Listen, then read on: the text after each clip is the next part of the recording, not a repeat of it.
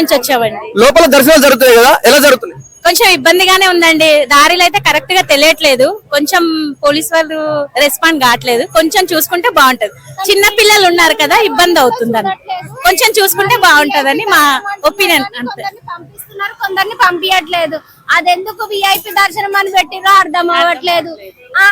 దూరం దూరం నుంచి వస్తారు, 2 years ఒకసారి జాతర అంటారు కానీ మరి చిన్న పిల్లల్ని తీసుకొచ్చిన వాళ్ళకి విఐపి దర్శనం లేదా?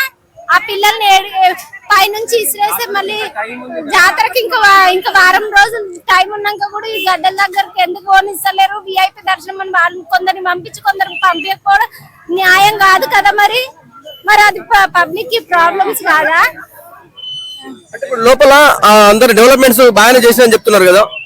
డెవలప్మెంట్స్ అయితే ఓకే అండి, కాకపోతే దర్శనంకి కొంచెం ఇబ్బంది కావాల్సింది. షోకేస్ అవసరం లేదు. పబ్లిక్ కి దేవుని దగ్గర పోవాల్సింది ఆ ఫెసిలిటీ కల్పిస్తే చాలా మంచిగా ఉంటుంది.